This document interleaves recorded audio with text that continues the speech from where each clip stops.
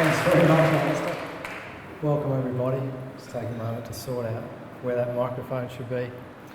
Thanks very much for coming. When Alistair first asked me to speak tonight, I started reflecting on my times at Deakin and my experience of going there. And I remember when I finished year 12, I was going to have a gap year, I was going to work and I was going to do a surf trip around Australia, just put my boards and my dog in the car and send myself around the country and ride all the waves that I dreamed about. And there weren't too many jobs around at that time, and then when the letter of offer came in the mail to be, I guess, invited to an arts degree at Deakin, Warren Ponds, my first thought was, where on earth is Warren Ponds? And my brother at the time was at Deakin Burwood, and he said, Rich, that's about 10 minutes from Torquay, you can go live down the coast and surf Bells Beach every day. So it was a very easy decision for me to accept my offer at Deakin, Warren Ponds. And then I remember during O Week, you're connected with a mentor that helps you settle in, and I was very fortunate to be connected with a man, the late Dr. Magnus Clark. And I recall going to his office for that first time, and I was trying to decide, what am I actually going to do? What subjects am I going to do in my arts degree? Because you might be aware you can do pretty much anything. And I shared with Magnus that I had a genuine, and a deep interest in the mind and in psychology and how the mind works. And so he obviously picked up on that. But what I was doing when I was looking at all the subjects, literacy, philosophy, all these things, I was doing mathematics. I was trying to work out what had the least amount of contact hours so I could have the most amount of surf time. And Magnus, I think he picked up on that. And he was a smart man, and he was also at one stage an 18-year-old. And he worked out the best way for me to make my own decision about accepting or choosing the subjects of psychology. He said, Rich, do you realise that first year psychology is compulsory for all the nurses? There's going to be 200 or 300 girls in those lectures. So my decision was made, and here I am now after 5 wonderful years at Deakin. And then, as Alistair shared, my first job out of university was down at Portland in the community psychiatric service there, and that's when I first experienced, I guess, the extreme end of human experience. And then at the end of '99, I started my first private practice when I became fully registered as a psychologist, called The Surfer's Mind, and started working on the World Professional Surfing Tour. And that's really, I guess, when I started experiencing the extreme end of human performance. Now, I thought I'd ask you all tonight if there's anyone in the room that considers himself a high performer. If you're a high performer, just raise your hand. 2 hands. Alistair, is this Deakin alumni? Is this what Deakin's producing? 2 hands, and they were a half raise. One of them was from my neighbour, because he knows I'll probably talk to him about it tomorrow. Well, we might have to approach the same question from a different perspective. I'd like everyone to raise their right hand. Everybody raise your right hand. Now, if you're a low performer, put your hand down. Okay. That looks a bit better, doesn't it, Alistair? Deakin alumni, I think everyone's going to be a little bit happier when they see that. And for me, really, when it comes to high performance, while you breathe, while you have consciousness, and while you have the capacity to love and be loved, you have the potential for high performance. It really is that simple. As I shared, my origins in high performance is with surfing. And I could talk about a lot of experiences, and I thought about talking about a lot of experiences tonight, but one thing I know about the mind is it works best when you keep things simple. So I'm simply going to talk to you about surfing and high performance surfing, and particularly in the realm of big wave riding, which is an area that I really love to work in, and I also really love to challenge myself in as well, at my own level. I was fortunate in 2008 to do a documentary with a couple of extreme big wave riders, Ross Clark-Jones and Tom Carroll. Ross has been a leader in big wave riding since the late 80s and a pioneer in tow surfing. And Tom Carroll, you might know, is a double world champion and a multiple pipeline master and Hawaiian Triple Crown champion. And we did a documentary called Storm Surfers. And I've got a little clip here that I'd like to play for you from the Storm Surfers movie, just to start things off. Show you a little bit about the work that I've done with these guys. Every time these surfers ride a giant wave, they're putting their bodies at the mercy of Mother Nature. No one could deny how dangerous it is, but what are the real facts and figures behind the forces they have to deal with?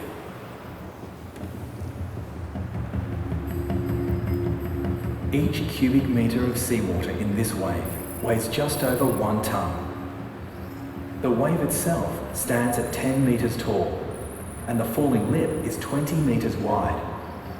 So this part of the wave alone weighs about 410 tonnes, the equivalent of 315 small cars. This huge volume of water is falling at 70 kilometres an hour. Add that to the wave's horizontal speed towards the shore, and you have around 500,000 kilograms of water moving at speeds exceeding 100 kilometres an hour. The result is an explosion of water that can plunge a surfer to depths of 5 or more metres, burst eardrums, and bend limbs backwards. What kind of person could possibly find this enjoyable? A lot of guys that surf big waves, they train, they're a lot fitter than me, they don't have that natural spirit to just go. And it's just a charging mechanism, I think, I don't know. There hasn't been a lot of research done on big wave surfers, but today, sports psychologist Richard Bennett has the chance to try to understand how Ross and Tom manage their fear. You got the ability to change results there, Psychology of surfing has been a specialist area of expertise of mine for around a decade now, working with a lot of elite competitive surfers, elite free surfers, and of course big wave riders. Richard wants to put Ross and Tom through a fear test on the Olympic 10-metre diving platform, the equivalent height of a 30-foot wave. So just have a bit of a look. We're not jumping yet, guys, and certainly no pushing. No pushing, okay? No pushing. So now that you've had a little bit of a look, just take that in. Basically, when you jump this time, just jump, feel it out, pop up when you feel like it, that kind of thing. The outcome of what they produce is an example that they're quite intelligent. Their approach is different. Tom creates a situation where he has a sense of control about what's going on. There's absolutely no decision making for Ross. He just jumped.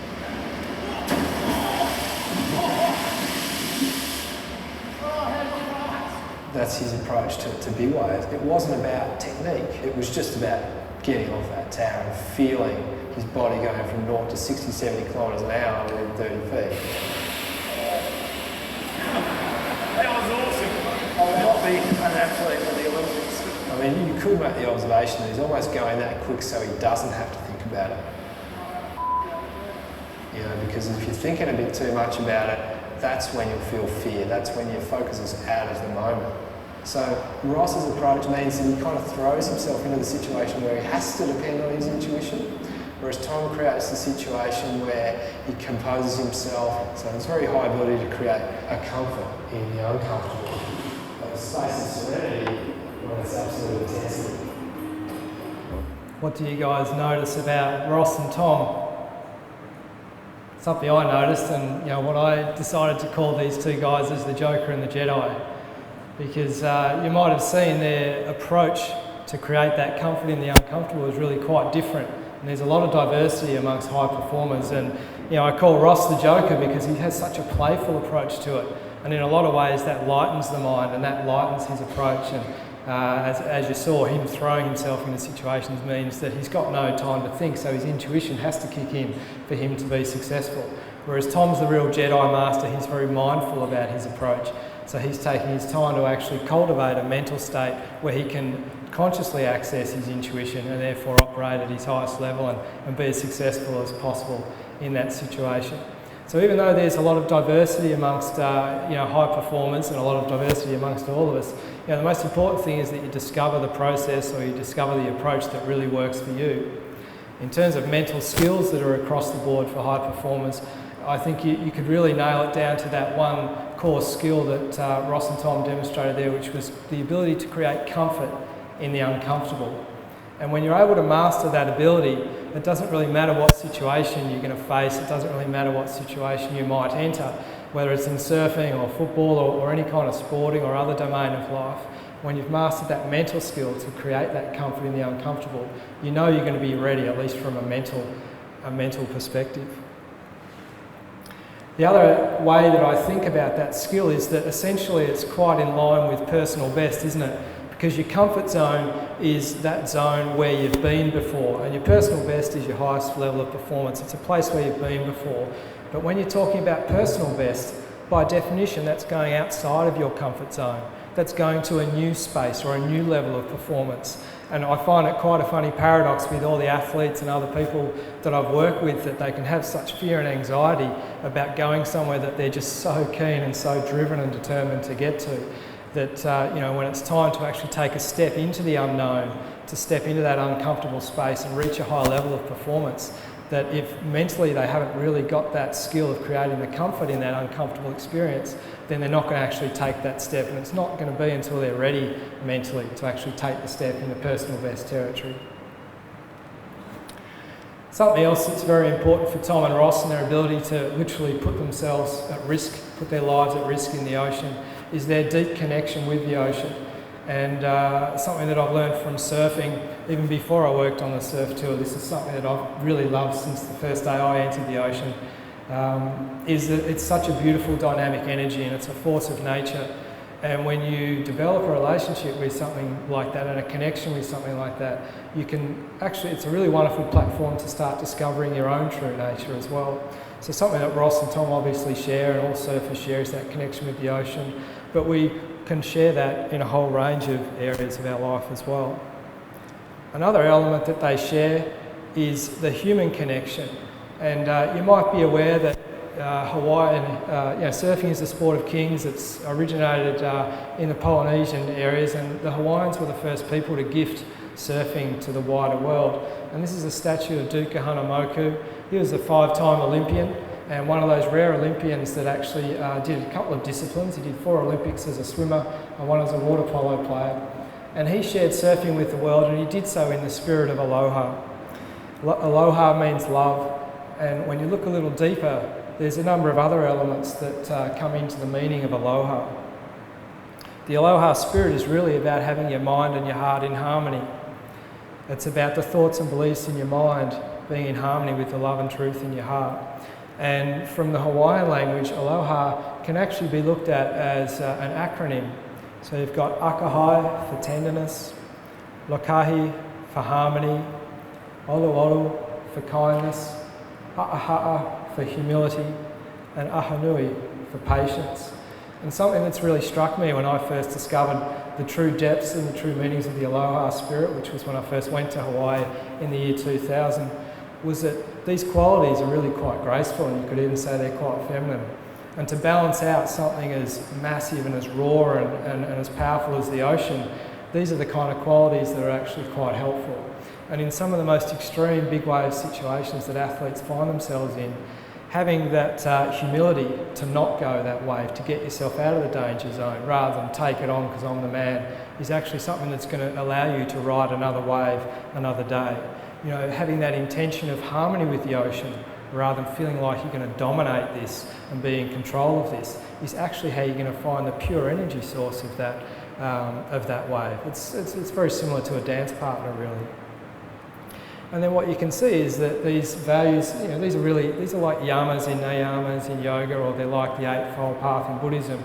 These are values and principles to live by, and they're also an approach within the surfing world to cultivate that harmony between your mind and your heart. And when you're among a group of people that share those same values and share that same spirit, then there's a very deep human connection, and that's very important for our personal foundation. Our personal foundation is all about us knowing who we are, where we come from, and what we're connected to in terms of the humanity around us. With surfing, we have the ocean, we have the connection with nature, and to take it to another level and to feel even stronger as an individual, we have the Aloha Spirit and we have the connection. This is a photo I took in, it was either 2000 or 2001. It's the opening ceremony of the most prestigious big wave surfing event in the world, which is called the Quicksilver in memory of Eddie Aikau. It's held, the waiting period's on every year from December through to February. It's held at Waimea Bay, which is considered the spiritual home of big wave riding. Ross is a previous winner of the event, and both Tom and Ross are invitees. And this is a collection of some of the world's best big wave riders. And here's another one of those guys, Derek Donor. He was really one of the pioneers of toe surfing. People who know about surfing might know about a guy called Laird Hamilton, who's considered to be one of the most extreme big wave riders. And Derek is his tow partner. So everything that Laird's done, Derek's been there, and he's been the one that's slung him into those waves. And also off camera, Derek's been the one pulling into the same scale of waves himself. And as he shares there, balancing yourself for that moment really is the most essential thing to be successful in moments or sports of serious consequences. And from a psychological level, for me, that balance is about, as I shared earlier, the harmony and the balance between the thoughts and beliefs in your mind and the love and truth in your heart. And when you're able to create that, that really opens the path of grace. Humans are very, very good and have a little bit of a habit, and I guess I can share this with you as a psychologist. We have, and I'm included in this, we have a habit of creating events in our life that can be quite traumatic catalysts for us to change. And, we can be in actually a bit of a pattern of creating some of these traumatic catalysts because we know inside we need to change in some way, but we keep creating patterns that are quite uncomfortable and difficult and might have ripple effects. But there is always the path of grace available. And when you have a very sound and deep relationship with Mother Nature, when you have a very deep connection with a collection of people that share the same spirit as you, then you're going to be in a better place and have a better opportunity to be walking the path of grace and therefore putting yourself in those positions of high performance when they come along. On a very practical level, and of course a very simplistic level, I'm a surfer, so I need things to be very simple for me. When I first started on the surfing tour, I came up with a model of performance. I called it the 4 core elements of performance. And each core element needs to be there for you to be surfing. If one of them's not there, you're not actually surfing. So to start with, you need a body to paddle. You need a board to stand on. Obviously, you need the ocean. You need a wave to ride. And then can anyone guess what the 4th core element might be?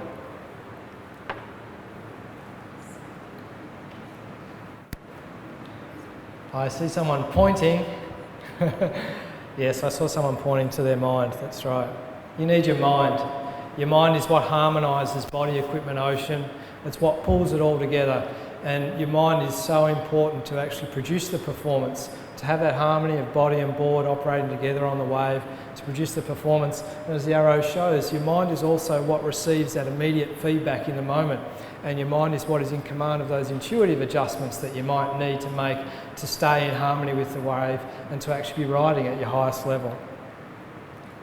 Now the mind works best when it's free and open, and you can think of your mind, if it's 100% free and open, but you're thinking about the past, you might have wiped out on the last wave or didn't have a great experience last time. You might be thinking too far into the future, being seduced by pressures and expectations and things that might happen or might not happen and other fantasies. And then all of a sudden your mindset's only about 50% free and open to actually do its role there, harmonise the other core elements and produce the performance. So what do you think the full potential of your performance is going to be when your mind's 50% blocked? Yep, 50%, that's right. Now if your focus is in the moment, if you've got a good feeling, if you're all about the intent of what you want to deliver here and therefore your mind's 100% free and open, what's the full potential of your performance in that moment? It's going to be 100%, isn't it? But it's actually going to be higher because when the mind is 100% free and open, your intuition is now available. And your intuition is the highest part of your mental game. And when that's available, you're able to step into that space of flow. Flow is the psychological state of peak performance and peak experience. It's those experiences or performances where everything seems to happen automatically. The beauty and the feeling of what you're doing at the moment is the intrinsic drive to continue going. And spontaneity is a very large part of that. So the moment, it's quite an irony, the moment you think, oh wow, I'm in flow, you'll snap out of it. So it's one of those things that you must allow. There's a lot of things in life that we try and create and make happen, and that's very important. But there really needs to be a balance between creating and allowing. Again, a little bit like your dance partner. Now, preparation is always the key, and to have a free and open mind, you really need to do the work. So with your body, feed it, train it, stretch it, rest it, sleep, recover it, treat your body as best you can, and of course fuel it and build the capacities you need for the specific performance. Obviously in big wave riding, you want to be a great paddler, you want to be a great swimmer, and you want to have exceptionally good lung capacity, and you want to have very good lung capacity with empty lungs. because it's quite often that when you come off, you're going to be winded and you're actually not going to have air. And again, this is where that mental skill of creating comfort in what I can tell you is an extremely uncomfortable experience. When you're 10, 20 feet under a wave, it's completely black and you have absolutely no air, and there's no clock here, you have no idea when you're going to pop up. You really need to mentally compose in that situation. But if you've done the work with your body, and your body's at its optimum capacity to manage that kind of stress, then the mind's not going to have to work as hard, and you're going to have more likelihood of success there, and obviously surface to ride another wave.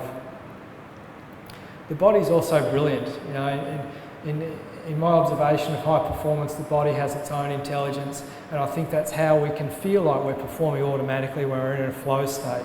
And you know, the body's also a really wonderful tool to use to guide the mind. Sometimes the body, it's important to allow the body to lead. When we're very anxious or we're in a situation where the mind's really, really racing, it can be very hard to gather those thoughts sometimes, and particularly when you need to gather them very quickly. So a very simple way to do that is to actually use your body. And we do this a lot in yoga. I don't know if anyone practices yoga, but it's very much about creating equanimity in the mind when you're putting your body under stress.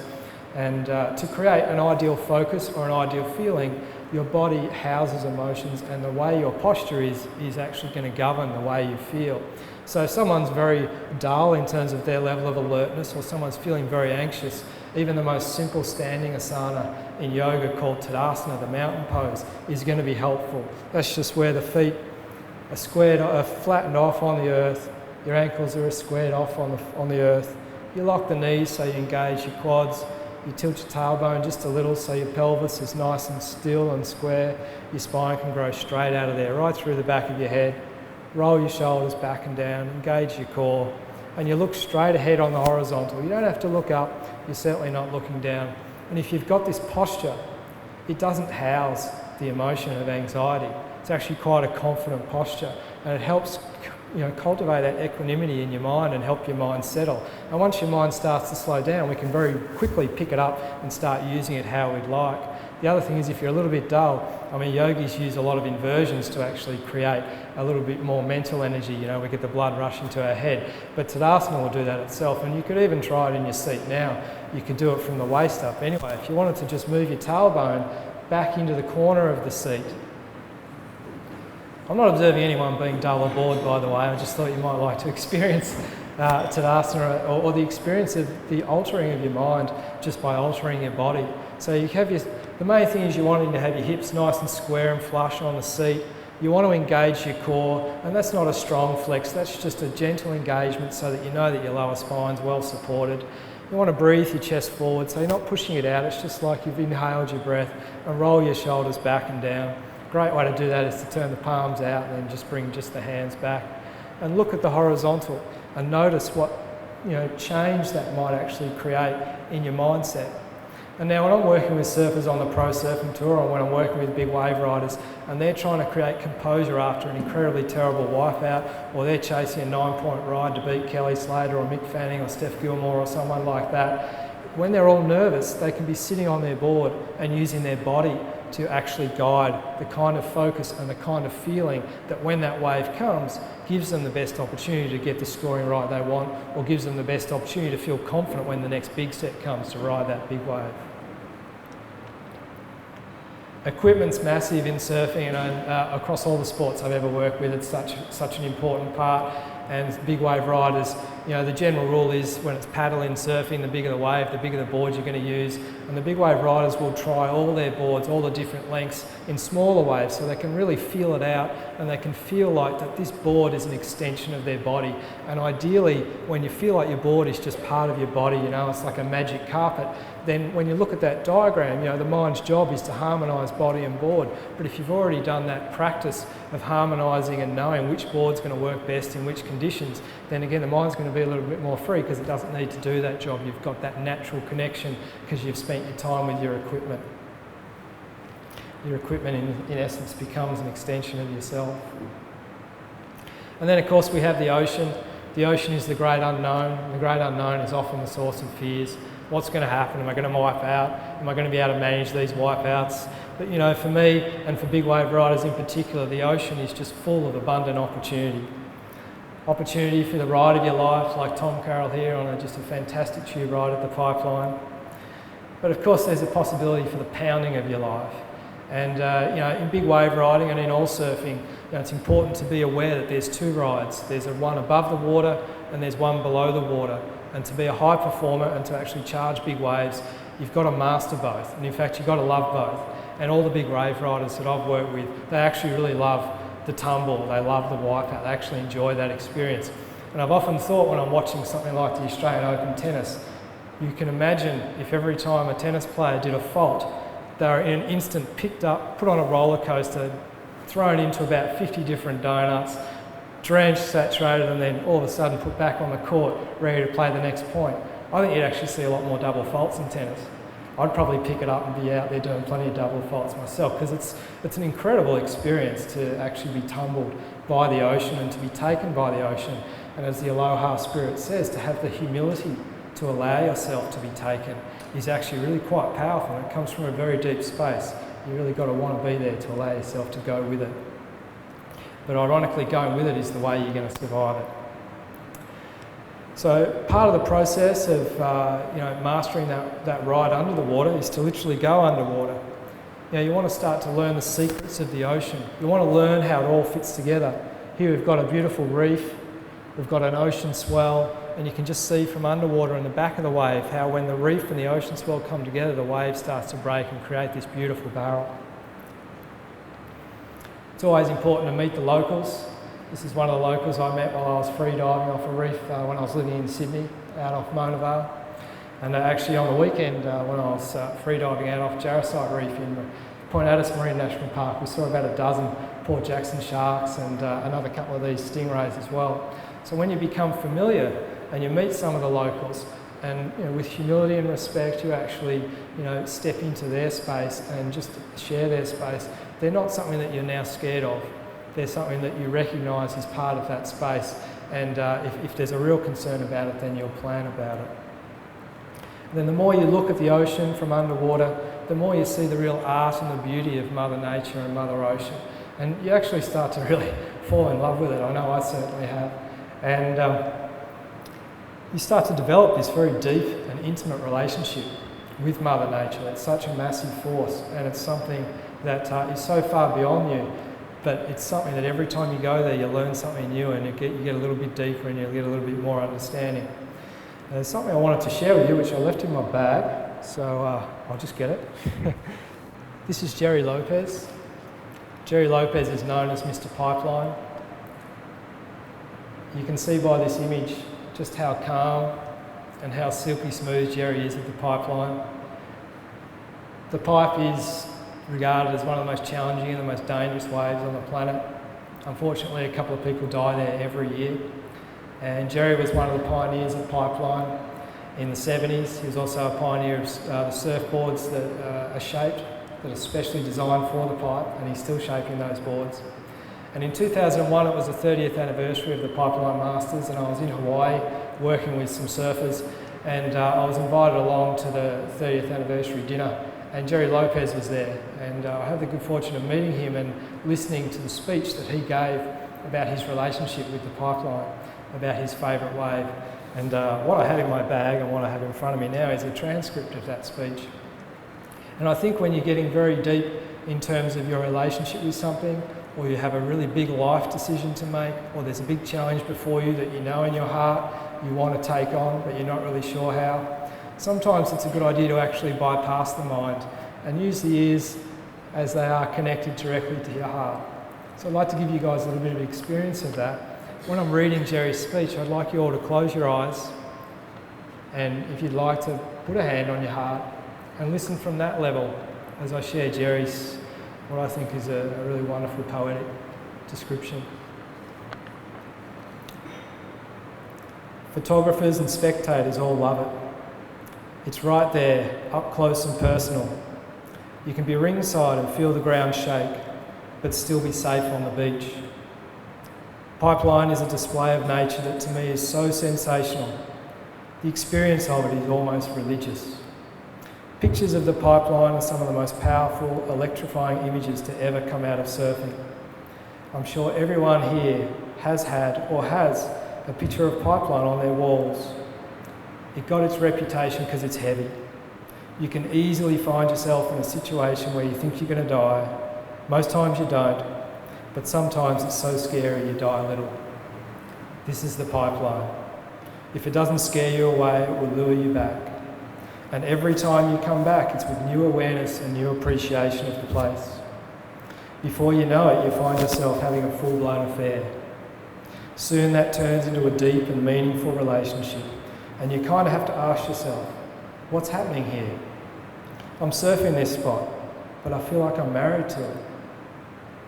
But you have to keep reminding yourself that it's just surfing, something I do when I go to the beach, no big deal.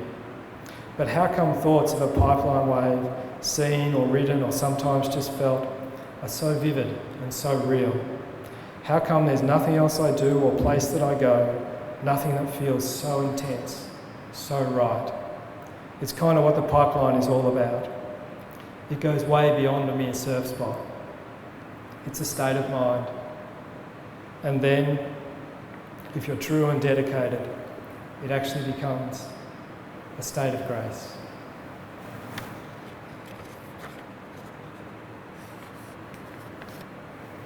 I think as Jerry's demonstrating in this photo, he's certainly walking the path of grace of pipeline. And when you're prepared to commit and develop a relationship that deeply, something like the ocean or another person, or whatever it is that's important and meaningful to you in your life, it opens up that possibility. And of course that translates to a wonderful foundation for high performance in that situation too, which Jerry's definitely demonstrated in the pipeline over the years. Now of course we come to the mind. As I shared, the mind is that tool we have that helps us create comfort in the uncomfortable. It's a command centre for our thoughts, our feelings, our decisions and our actions. And there's so many different layers and so many different levels to the mind. It's a little bit like the ocean. When we spend a little time exploring it, we can actually go deeper and deeper and deeper, and there's a lot there. But in a very simple, applied way in terms of performance, there's just 3 levels I'll talk about tonight. And the first one is focus. And something that I love about the mind is that it really is designed for high performance, because in any one moment you can only have one thought.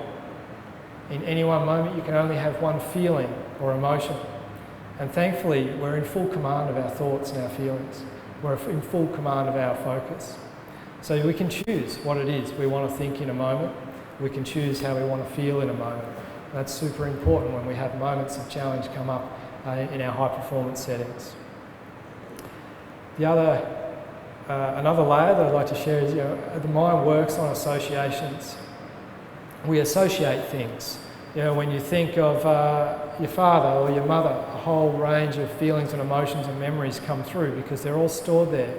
And something that I really enjoyed about the Sochi Olympics Winter Games that they've just had was how Tora Bright recalled how she composed herself and how she delivered that silver medal run after certainly not reaching her full potential in the runs before that.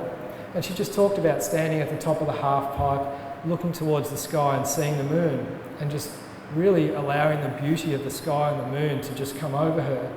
And with that association, she took that down into the space that she was in. So she totally changed her vision from what needed to happen performance-wise to how I want to feel. And I want to feel beautiful, I want to feel ready, I want to take in all the beauty that's around me. And in that way she was able to connect to it. And often it's the ideal mental strategy or focus to have is to, when you're about to perform something, rather than fill the mind with a lot of technical information about how to deliver that skill, ideally you've done that work in your training and your practice, you more want to fill your heart and your mind with the focus and feeling that's ideal, happy, relaxed, ready, these really happy, confident feelings, and just allow all that hard work that you've done and all that potential that you have, allow that to come through in the moment. Because when you've done the work on your body, your equipment, you know the secrets of the ocean, if your mind's happy and free, you will go big when that big wave comes. The next level, I guess, and we had a really graphic illustration of this with my first question to the audience today, is our beliefs, our core beliefs that underlie our thoughts and our decisions. And when I asked everybody here to raise their hand if they are a high performer, and 2 little hands came up that didn't seem as confident as a high performer probably should, for me that reflected what people's beliefs are about themselves, about whether it's appropriate to say, yeah, I'm good. It's a reflection of Australian culture in a way. You know, if I did this perhaps in California or somewhere else, I think the whole audience might have put their hand up, and rightly so. There's lots of high performers over there too. So our belief system is something that, although it's underlying our thoughts and our decisions and a lot of our actions, it's actually very easy to access. And the way to access it is to look at our actions. And when I was on the surfing tour, a lot of what I did to really cut my teeth on psychology and understand what was going through the surfers' minds while they were riding waves and while they were in heats, and what I've done when I've been out in big waves is watch people's behaviour. And you can tell when someone's flickering their board off the bottom of a wave and the top of the wave's just offering all this opportunity and they're letting it go, they're in a space of indecision. And what might be underlying that, it really gives you a really rich area to work on.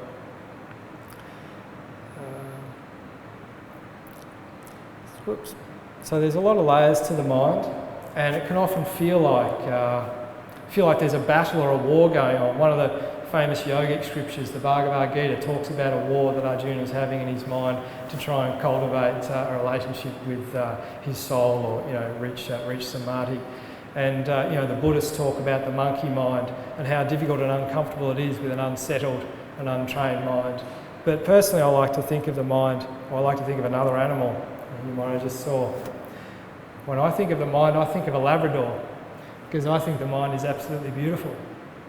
And the other thing I know about the mind, which I know about this little guy, because he was my best friend from age 10 to almost 25, is with a little bit of love and a little bit of attention, you really do have a best friend for life.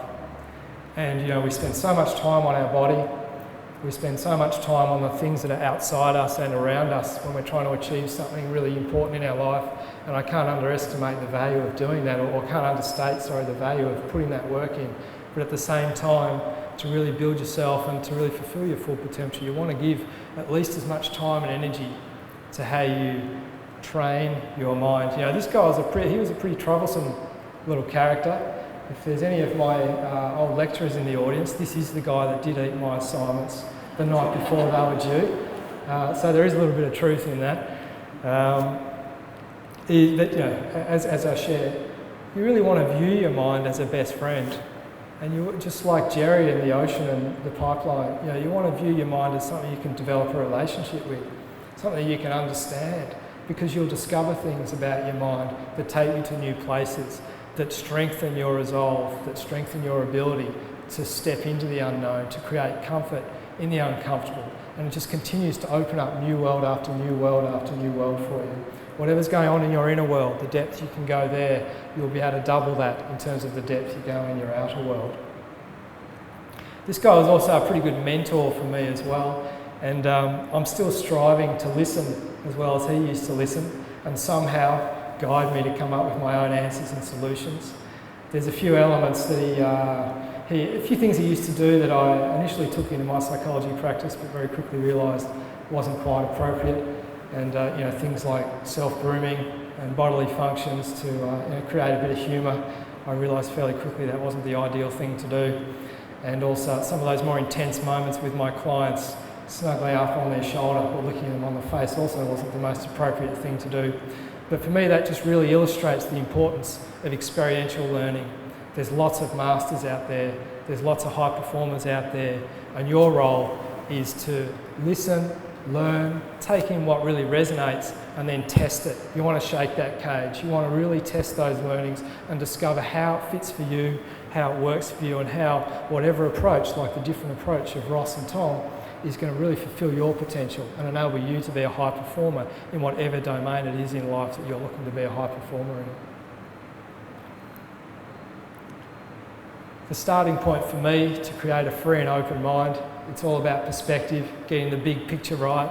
And as an ocean creature and as a surfer my whole life, the first time I ever walked on frozen water was a complete mind blower for me, and it totally transformed my perspective on water. I'd always fallen through it, I'd always been thrashed by it, I'd always loved that warm, buoyant feeling. Well, not so warm down on the surf coast, but the buoyant feeling that water gives you, it holds you up and supports you. And when I was travelling with the Winter Olympic team in some preparation events for Vancouver, we drove past a frozen lake in Maine, and I just had to get out and walk on it. I mean, there were people driving around in four-wheel drives on top of this lake.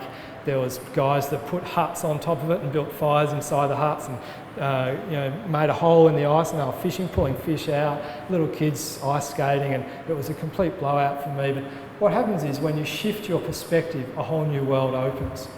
And perspective is very important for opening the mind. And the way I like to describe the role of the perspective is it's a bit like a rower in a boat. If you can imagine an Olympic rower, they're the best in the world. They're the ones that are going to take that boat as fast as possible. If they're sitting on a start line for a race and they notice a hole in their boat, what's going to happen? Well, quite obviously the boat's going to start taking water. And if the boat starts taking water, it's going to get heavier and heavier and heavier. Now, if that start gun goes off, how much harder do you think that rower is going to have to row to get the usual lift of the boat, to get the usual speed down the course? He's going to have to go, or she's going to have to go double time, maybe even triple time.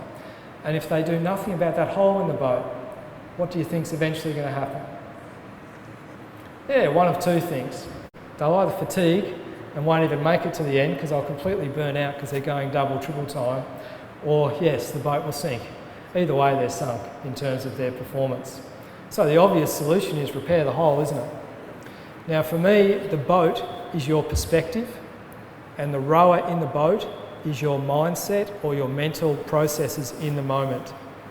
And if you have a hole in your boat, in other words, if your perspective is not clear, if your perspective does not fit true reality, in the moment when it's time to deliver your performance, your mind is going to be going overtime.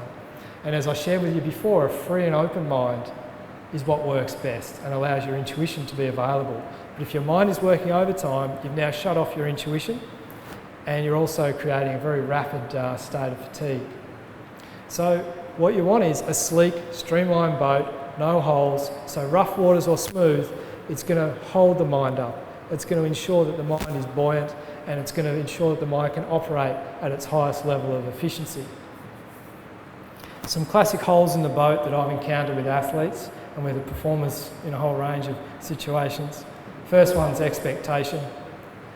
Media love this word. The expectations of the country on our Winter Olympic team and currently our Winter Paralympic team, who are doing a fantastic job in Sochi right now as well. Expectations, by definition, put your focus in the future. We don't control the future. They put your focus on outcomes. We don't control outcomes. And the amount of coaches and the amount of trainers that I talk about, or that I hear talking to players and athletes about, what do you expect? I expect this, these are the expectations. The other thing is you cannot deliver on someone else's expectations 100% of the time. So in essence, that athlete is set up for failure. The other thing with expectations is you can't actually even deliver on your own expectations 100% of the time. Now, language is super powerful communicating tool, we all know that, and very subtle shifts in language can have a very large impact on your mental game.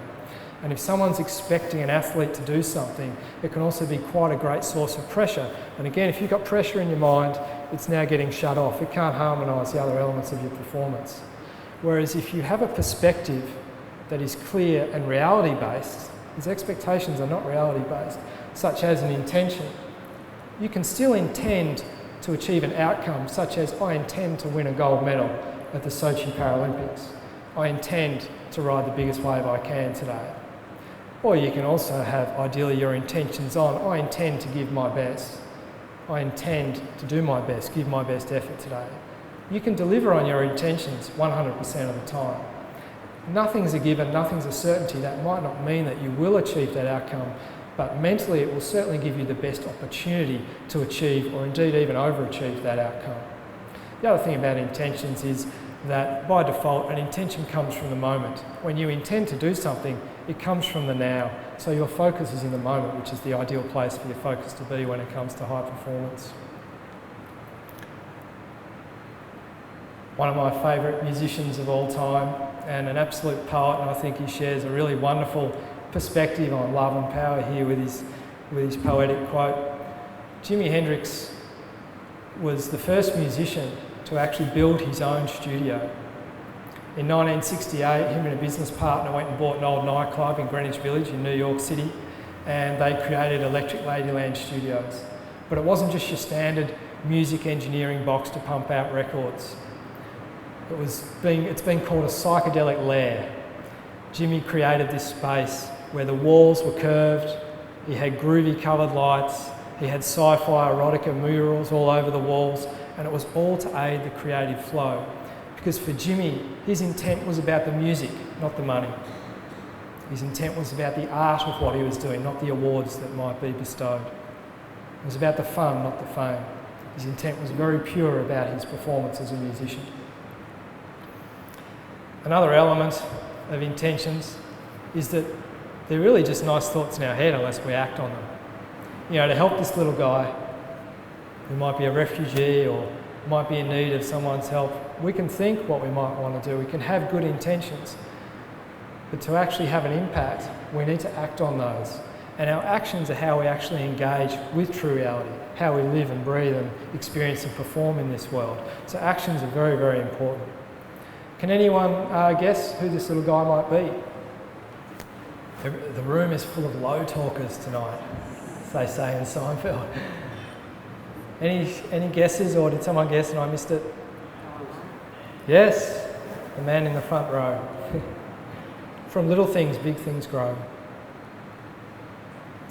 Another classic hole in the boat is this desire to control everything. I think you could quite obviously see that we don't control the ocean, we don't control people. If you've ever been in a supermarket, or for the mothers in the room with children, you've been in a supermarket with a kid that just doesn't want to settle down, you will know that you simply can't control people, even the little guys. I couldn't control my Labrador most of the time either. Control as well limits spontaneity, and as I shared earlier, spontaneity is a basis for the flow state.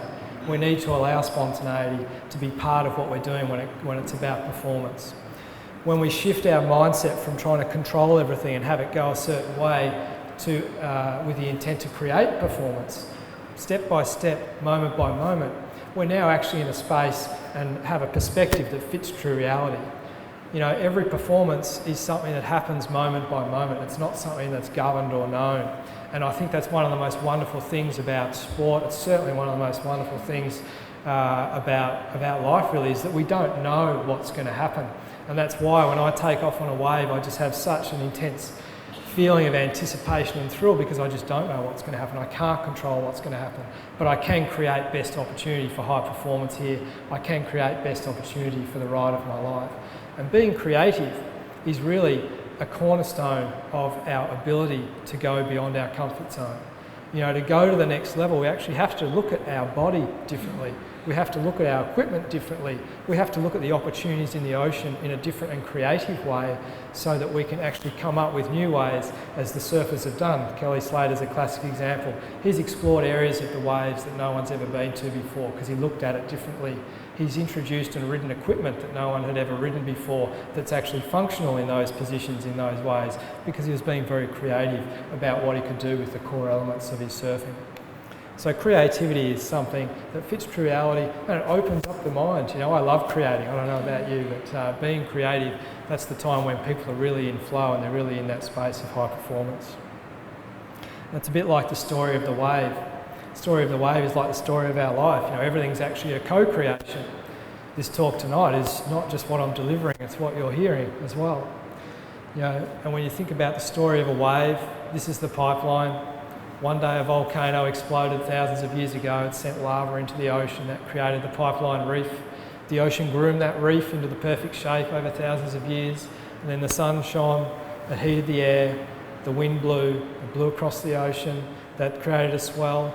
You can see all these spontaneous things coming together, and the swell marched its way in the perfect angle and direction to the pipeline reef.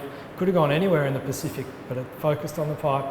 And then when it came in, the bathymetry of the ocean or the ocean floor near pipeline sucked the swell in.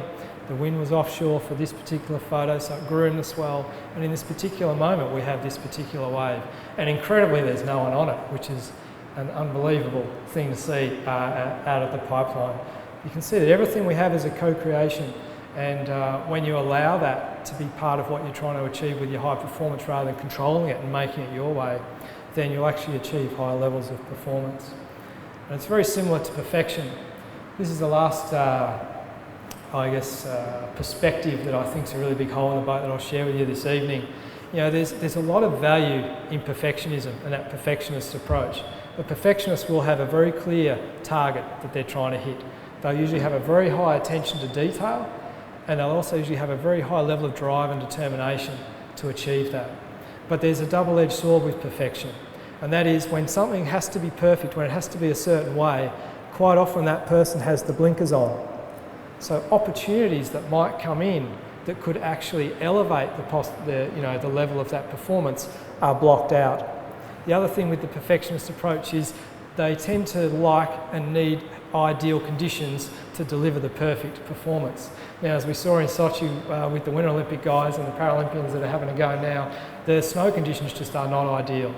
And your best performers and your high performers are the ones that can perform in any situation, in any conditions. And if things have to be perfect, you're not going to be one of those high performers on a consistent basis. The mastery approach, however, masters have a very, very clear target.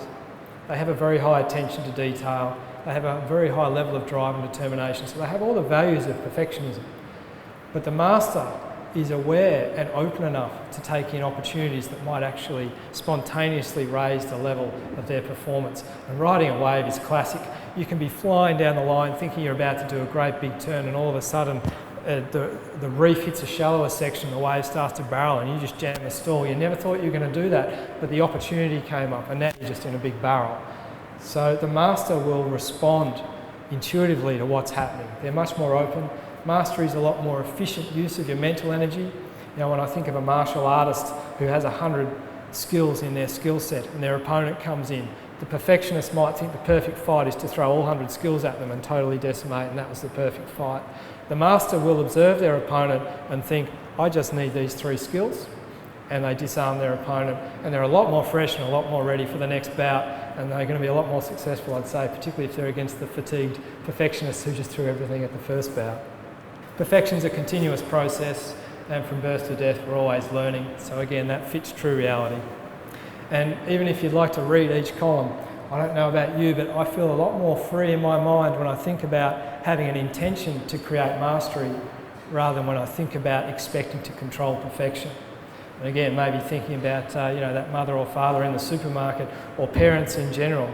If you have the intention to create a great life for your children by mastering parenthood, I think you're going to feel a lot more free and at ease in your mind than having the expectation to control your children and be the perfect parent.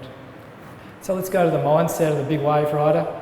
I've interviewed over 30 of the world's best big wave riders. This is Ross Clark-Jones on one of his winning waves during the Eddie event in 2001. And I came up with the 3 C's. I interviewed about 30 of the top guys and did a content analysis of the interviews and distilled it down to the 3 C's: calm, confident, committed. So they're calm in mind and body, and when the mind and body are calm, your intuition is going to be available. They're confident in all their preparation, so they're confident physically, they're confident with their equipment, they're confident with their wave knowledge, their ocean knowledge, the depth of relationship they have with the ocean. And of course they're very confident in terms of that mental element of belief, that true belief in themselves, that they can be successful, that they can have a good day or perform at a very high level in this moment. And commitment, or being committed. And this was really interesting because the commitment was absolutely 100%. Once you make that decision to go, you go. Now things can happen with a big wave. You can be paddling in, and it keeps growing and it keeps growing, and you think you're in and you think you're in, but you're quite not, so you keep digging in. And if you're not fully committed, you might let go of that and you'll be stuck in the lip and thrown into space and have an incredibly bad wipeout. If you stay committed, you'll keep paddling, it'll go over vertical, you still might not be at your feet yet, but when you sense that moment that it's time for gravity to take over and time for you to go with it, you'll jump to your feet. And even if it was a bit late, and even if you did come off, because you are so committed to trying to make that wave, your mind is going to be in the moment. Whereas if you hesitate, your mind's gone out of the moment. So not only will you have a bad wipeout, you'll be scared about it, you'll be in fear about it. But when you're totally committed, you won't actually be in fear through that situation because you're so absorbed in your commitment to seeing it out to the very end, whether that's a successful ride above the water or a successful ride under the water. The other part of commitment is if you choose to not go, then 100% you do not hesitate, you do not go. We saw a slide earlier before where a lot of the guys were bailing their boards because a big wave came through. That was at a place down in Mexico called Tadasana.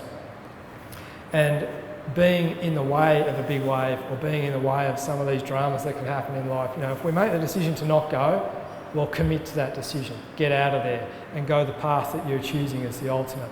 Get out of the impact zone, in other words.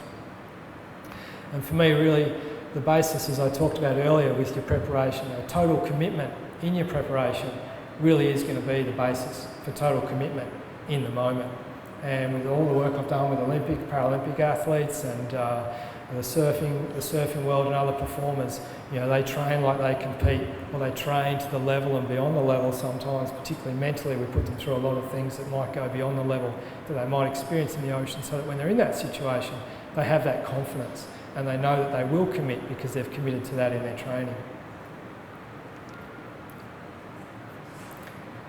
Coming back to more of the essence of why you might want to risk your life for high performance.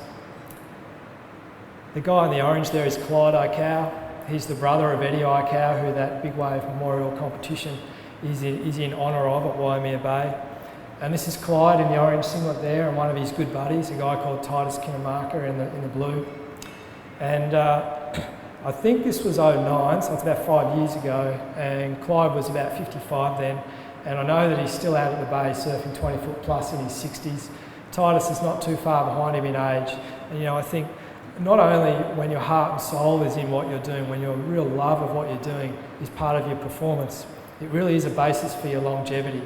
And it's a basis for that personal enrichment and development that can come when you commit yourself to something like fulfilling your potentials in a performance domain, and in this example, big wave riding. When your heart and soul's in something, it's what is going to really give you that energy and impetus to face a fear, to look that fear in the eye, to look under the water and explore that when it used to be a fear. When you're really in the love of something, it's the basis and the power for you to transcend those heavier moments that we have in life, in the water and on the beach. And it really is a basis for performing at your best. Speaking of a master, Kelly Slater's 11-time world champion.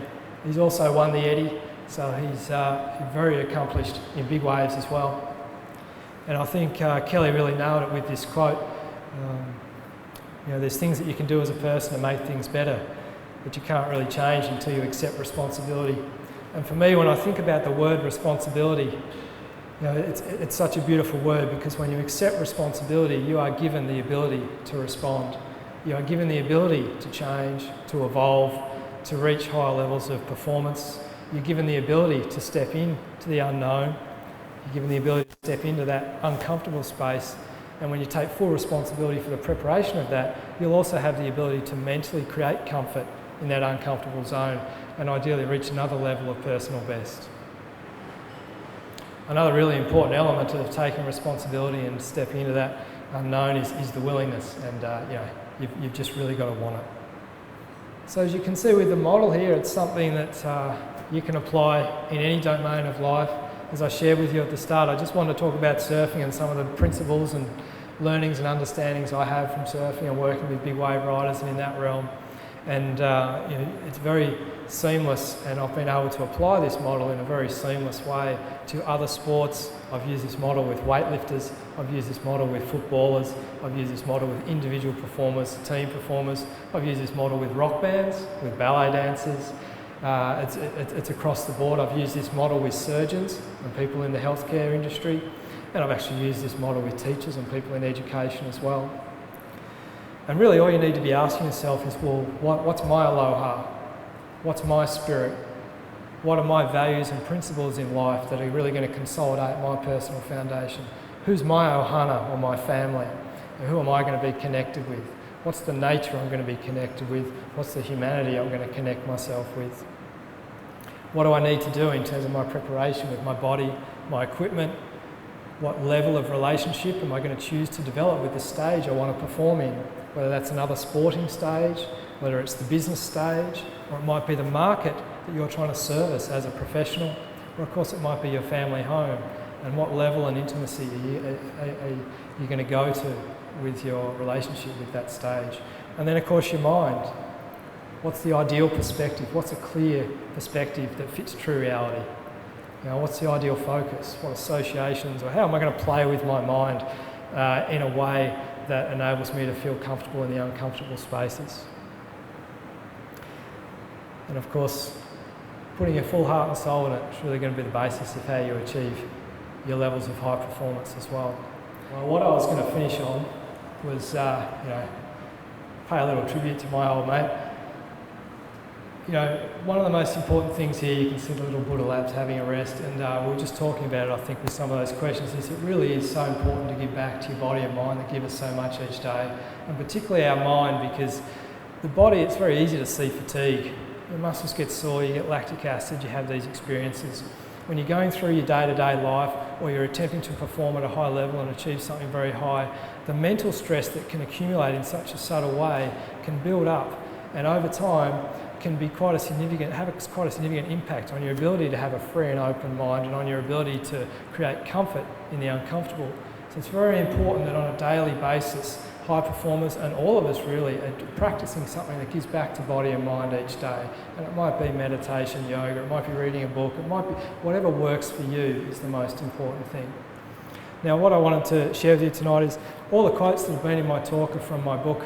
I wrote this book in 2004 while I was travelling on the surfing tour, and it's got words of wisdom and advice from lots of the world's top surfers in competition, big wave riding, free surfing, and it's also got a whole lot of lessons in there for life, because there's a lot more to surfing than just riding a wave, and there's lots of opportunities for personal development and enrichment, as I've shared with you, through engaging in something that you're really passionate about. And there's people out there and organisations out there that are much better than me in training little guys like this. And one of those organisations is Guide Dogs Victoria. And the little labs that they train up to be guide dogs for the people in our community, just like my little lab, they're a friend for life and they give you a service for life. And so if people are interested in purchasing my book tonight, I'm going to donate $10 from every book sale to Guide Dogs Victoria. And the last thing I'd like to leave you with is, I guess, my thoughts about high performance. And really, what I'd like you to do is quite simply continue to breathe in a very playful way, continue to explore and evolve your consciousness, and with absolute abundance, continue to love and be loved. Thank you.